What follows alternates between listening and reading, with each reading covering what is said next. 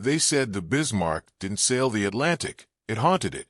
Even before its first kill, its massive silhouette had become a grim legend whispered across Allied ships, a fortress of steel forged to shatter Britain's last line of hope. Sailors spoke of its armor as if it were invincible skin, its guns as thunder that could split oceans, its presence a promise of devastation.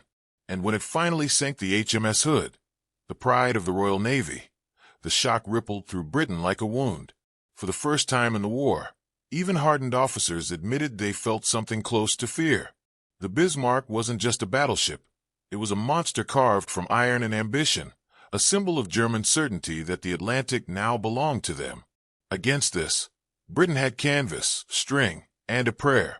The Fairey Swordfish, nicknamed the Stringbag, looked like something dragged out of a museum attic. It rattled when it took off. Its frame was thin wood and fabric stitched together, its engine coughed wheezing, like an old tractor lifting itself into the wind. German officers laughed when they saw reconnaissance photos of it. A biplane, in 1941, hunting the most powerful battleship ever built? It felt like parody. A joke. A mismatch so absurd it bordered on suicidal. Yet Britain had no choice.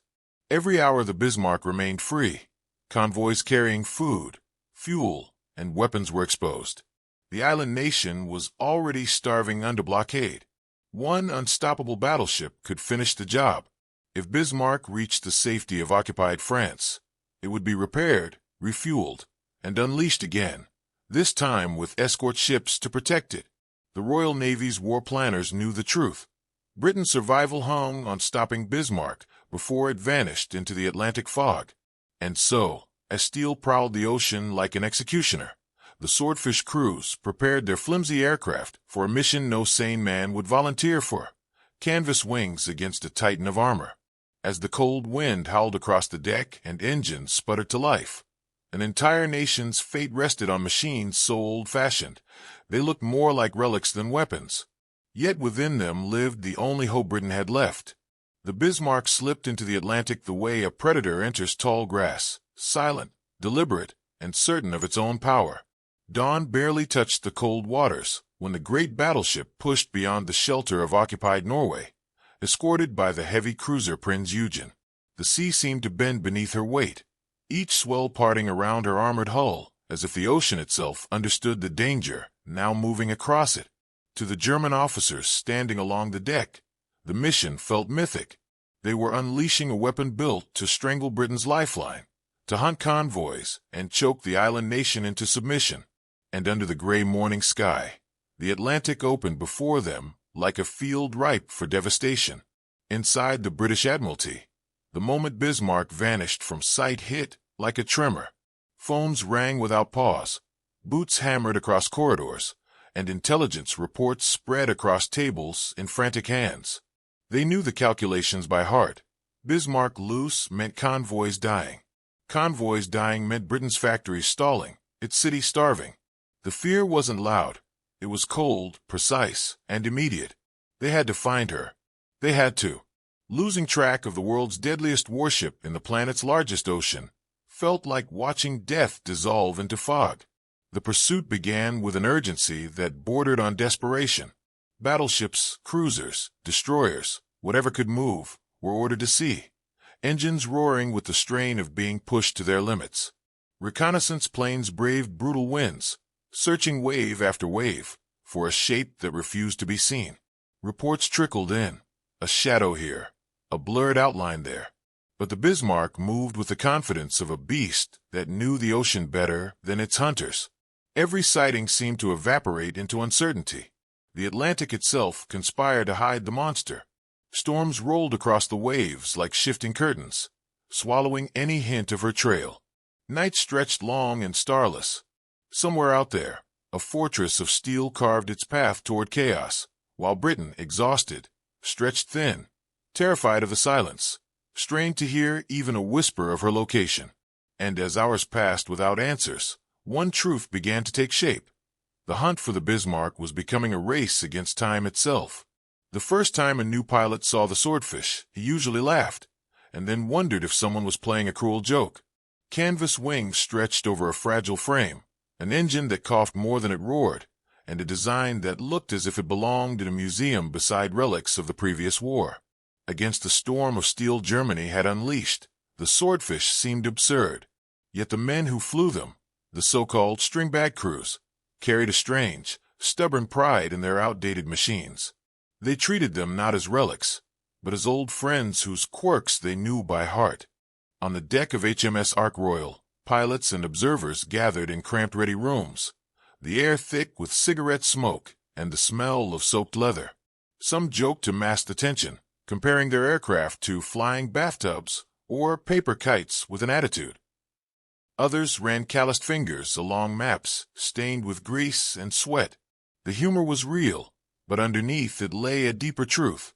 These men understood the Swordfish's weaknesses better than anyone and trusted it because of them, not despite them. Training had forged them in a way no modern fighter crew could fully understand.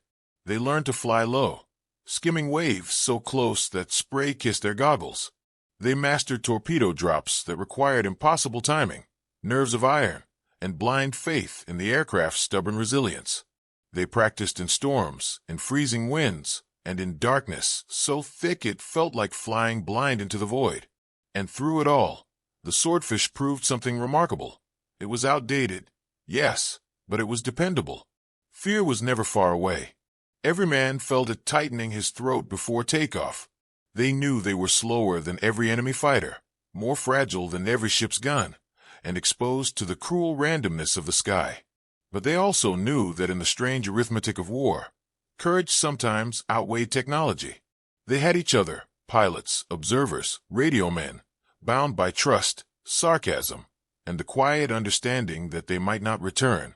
As word spread that the Bismarck had vanished into the Atlantic, the joking grew quieter, the glances more solemn, because if the British were to find and stop that steel giant, these fragile canvas wings, mocked, aging, improbable, might be the only weapons left with a chance. The storm hit like a living thing, sheets of rain slashing sideways, winds howling across the Atlantic with a ferocity that bent canvas wings and turned the sky into a churning wall of gray. Most pilots would have aborted. Most aircraft would have broken apart. But the Swordfish crews pushed on, their biplanes shuddering under every gust, their goggles streaked with water, their breath turning to mist inside the freezing air that clawed at their lungs. And then, through the chaos, someone shouted the words that sent a jolt through every man in the formation. "Contact! Bismarck dead ahead!"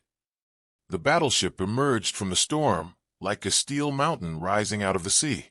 Even half hidden by mist, she radiated menace. Guns the size of railway carriages, armor thick enough to laugh at shells, her weight carving a furious scar across the ocean. Compared to her, the Swordfish looked like insects drifting on broken wings. Yet the crews gripped their controls tighter, each man swallowed by the same stark realization. They were the only ones close enough to strike. The attack run was madness.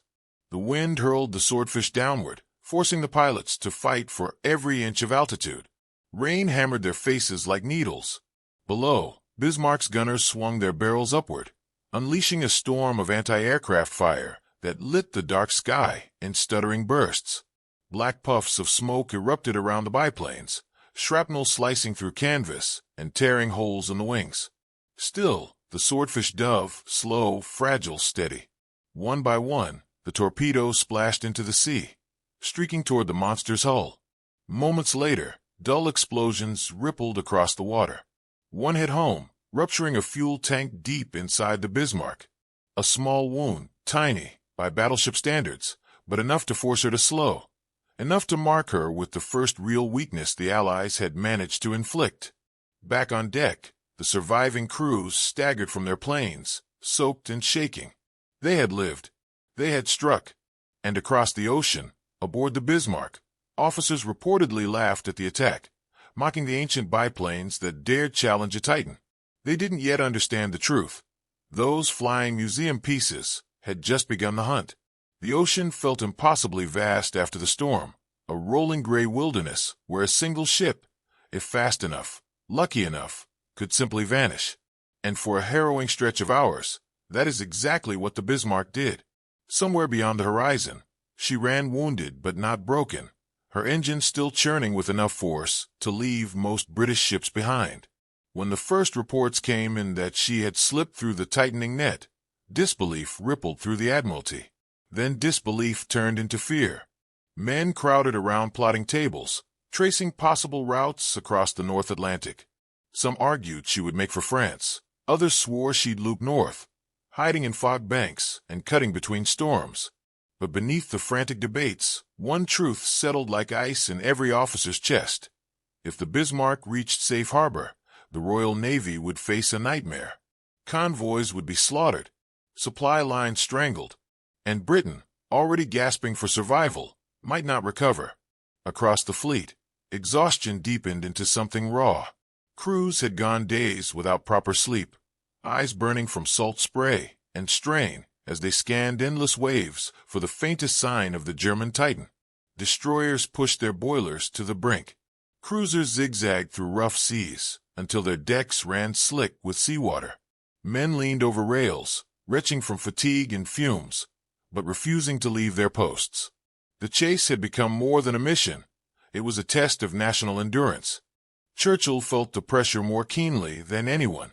Messages flowed across his desk like signals from a collapsing world, ships losing contact, aircraft running low on fuel, commanders begging for direction.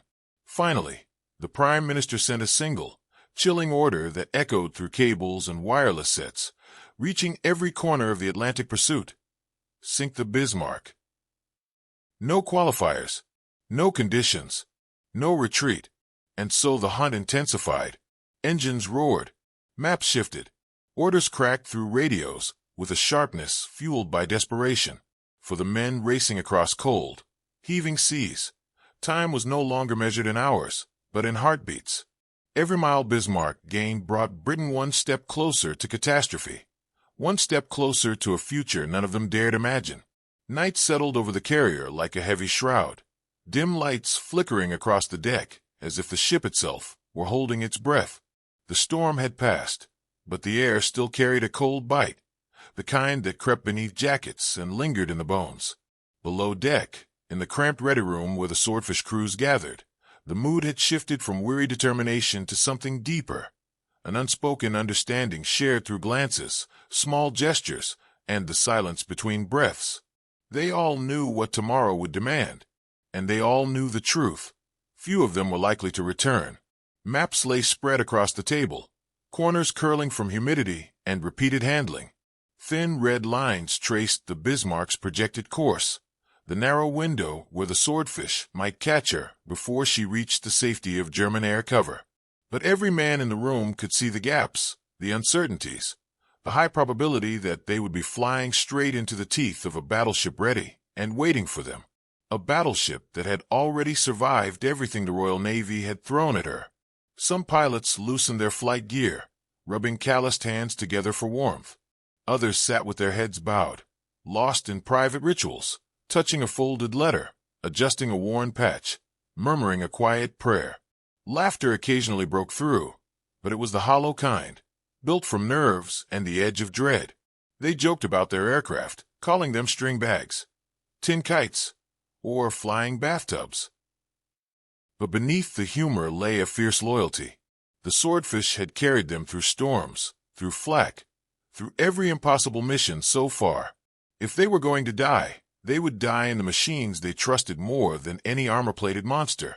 Lieutenant Fairbanks walked among them, offering words that barely reached his own voice, encouragement wrapped in a thin veneer of calm. He paused beside Donovan and merely nodded. No speeches. No heroics, just the quiet acknowledgement of two men who understood what duty required when survival was no longer guaranteed. Outside, the wind hummed across the deck, carrying the distant thrum of engines being prepared, the scent of oil and salt mixing with cold night air. The Swordfish sat lined up like ghosts waiting to be summoned, canvas wings trembling in the breeze, torpedoes slung beneath their bellies like final promises. As the pilots settled in for what little rest they could steal, one thought pressed heavily across the room. Tomorrow, they would fly toward a battleship built to annihilate them, and they would go anyway. The ocean rolled beneath them like a dark, heaving beast as the Swordfish lifted into the air, canvas wings trembling, engines groaning against the weight of torpedoes slung beneath their bellies. The sky ahead was a bruised wall of clouds, streaked with rain that stabbed sideways, turning every inch of visibility into a shifting blur of gray.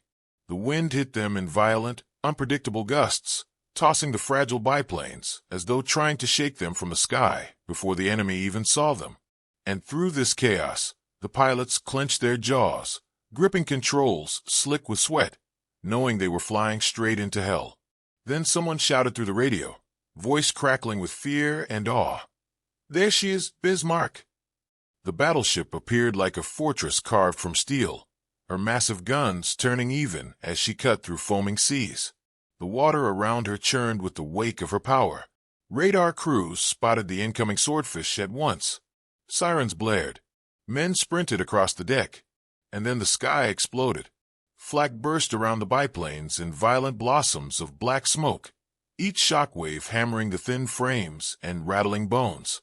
Tracers slashed upward in long, furious streaks of white, crisscrossing like a deadly net. The Swordfish dove lower, so low the pilots could see the icy spray rising from Bismarck's bow. So close the ship's guns seemed to fill the sky like towering metal giants. One aircraft jerked violently as shrapnel punched through its wings, tearing canvas into fluttering ribbons. Another lost altitude in a sickening dip before its pilot wrestled it back from the brink. The wind howled, pushing them sideways, forcing them to skim just feet above the raging ocean. Yet they held formation as best they could, each man fighting the storm, the flak, the knowledge that a single well-placed burst could disintegrate them midair.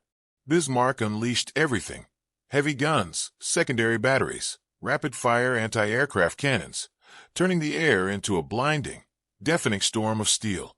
Shells exploded so close they ripped open pockets of wind that hurled the Swordfish like rag dolls. Still the pilots pressed on, eyes burning, hearts hammering. And then came the moment. Lieutenant Fairbanks lined up his run, fighting the turbulence as the Swordfish bucked violently beneath him. Through the smoke he saw the stern, saw the place where the rudders cut through the sea. He dipped lower, lower still, until the waves nearly grazed the landing gear. Then he released the torpedo. It splashed into the water, disappearing beneath the surface in a silver streak. Seconds later, a muffled boom. A sharp shudder through the Bismarck's frame. The torpedo had struck her rudder. In a storm built to destroy them, under fire meant to erase them, the Stringbags had done the impossible. The first sign that something was wrong came as a shudder, a strange, uneven vibration that rippled through Bismarck's deck like the tremor of a wounded giant. Officers glanced at one another, brows tightening, unsure whether it was imagination or impact. Then a petty officer shouted from below decks, his voice slicing through the confusion. Damage to the stern. Steering's not responding. In an instant, the bridge erupted into motion. Captain Lindemann barked orders. Crewmen ran to their stations. Voices collided in frantic bursts as charts were spread and damage reports streamed in. But every attempt to correct the ship's course failed. The massive rudder, thick steel forged to withstand artillery, storms, and the endless rage of the Atlantic, was jammed violently to one side. The torpedo had struck at the perfect angle, locking the ship into an agonizing turn. Germany's most powerful warship could no longer steer. Panic throbbed beneath the surface of discipline. Officers exchanged pale, tight-lipped glances as the realization sank in. Without steering, Bismarck was no longer the hunter, she was prey. A crippled titan drifting in circles on an ocean filled with enemies closing fast. Reports confirmed the worst. Divers could not reach the damaged section in the raging sea. Repairs were impossible in open water. Every effort to shift power to the remaining screws failed to break the ship free from her widening spiral. Lindemann gripped the railing, jaw clenched so hard the muscles trembled. "One torpedo," he muttered, disbelief laced with fury. "From those things." His officers said nothing. Somewhere on deck, a voice snapped in anger. "A biplane did this to us?" It sounded absurd, like a bitter joke whispered in the face of catastrophe. Yet there was no denying the truth. Bismarck's fate had been sealed not by battleships, nor by cruisers, nor by overwhelming firepower, but by a slow, obsolete aircraft stitched together with canvas and courage. As the ship continued her helpless arc, German officers stared into the dark horizon where British forces gathered like shadows closing in. The pride of the Reich was wounded, trapped, and doomed. All because the rudder would not turn. Dawn broke over the Atlantic in a bleak wash of gray, the kind of cold light that revealed every scar of the night before. Waves pounded against Bismarck's hull as if the ocean itself were testing the strength of the wounded beast. But the ship no longer answered with the sharp authority of a predator. She drifted slow, stubborn, broken, tracing the same helpless circle carved by her jammed rudder. Every man aboard felt the humiliation settling over them like frost. On the horizon, shadows emerged, first as distant smudges, then as the unmistakable silhouettes of British battleships. King George V, Rodney cruisers and destroyers in tow. An entire fleet closing in on a ship that could not turn to face them. Even at full power, the screws only deepened her spiral, making her an easy, tragic target. The first shells fell like thunderclaps. Towering geysers of water rose around the Bismarck, followed by the bone-shaking impact of direct hits. Steel screamed. Fires burst along the superstructure. Men scrambled for stations, but their efforts felt hollow, ritualistic, fighting a battle already lost. Rodney's heavy guns spoke again. Entire sections of Bismarck tore open. Turrets jammed. Rangefinders shattered. Smoke poured upward in thick, suffocating columns. Within minutes, the proud battleship was little more than a burning silhouette thrashing against the inevitable. Yet even as British gunners admired their own accuracy, a quiet truth threaded through every officer's mind. They were not killing the Bismarck today. They were burying her. The Swordfish had killed her the moment that single torpedo crushed her rudder. As the ship rolled, fires hissing as they met the sea, a final explosion shuddered through her ribs. The mighty Bismarck began her slow descent into the cold Atlantic, a titan brought down by a machine the Germans had mocked as a relic, a lion slain by a moth. News of the Bismarck's destruction traveled across Germany like a cold wind, cutting through every layer of pride the Kriegsmarine had built. Officers read the reports in stunned silence, unable to reconcile the impossible truth. Their greatest ship, armored like a floating fortress, armed with guns that shook the horizon, had been crippled by biplanes built from fabric, wires, and stubborn hope. Men who had once laughed at the Swordfish now stared at sketches of the aircraft with disbelief bordering on dread. If this relic could undo the Bismarck, what else had they underestimated? In Berlin, the shock curdled instantly into fury. Hitler paced the floor of his headquarters, voice rising in a tirade that echoed through the walls. He blamed the admirals first, then the shipbuilders, then the very ocean for conspiring against him. But beneath the rage lay a deeper wound, a shattering of the myth he had helped create. The Bismarck was meant to be untouchable, a symbol of German superiority. Its loss felt like an omen, a revelation that even Germany's greatest creations could be undone by ingenuity rather than brute strength. The Kriegsmarine reeled. Strategy meetings dissolved into arguments as commanders questioned everything they had believed about naval warfare. Battleships, once seen as the unquestioned rulers of the seas, now appeared vulnerable, slow giants in a world that suddenly favored agility, altitude, and daring. Around the world, naval planners watched the Bismarck's fate and began rewriting doctrines overnight. Aircraft, once dismissed as auxiliary tools, were now the new kings of war at sea. Yet the Swordfish crews who delivered the decisive blow returned to their posts with little fanfare, their triumph overshadowed by the enormity of what their mission had changed. They had rewritten naval history with machines older than many of the men who flew them. A fleet had failed. A biplane had prevailed. In the years that followed, the Swordfish earned a place in history not through sleek design or technological brilliance, but through something far rarer, proof that courage, ingenuity, and sheer stubborn heart could humble even the mightiest machines of war. What began as a relic mocked by its own pilots became a symbol of defiance across the Allied world. Veterans spoke of it with a reverence tinged with disbelief, as if still trying to understand how canvas wings and rattling engines had carved their names into the steel hide of the Bismarck.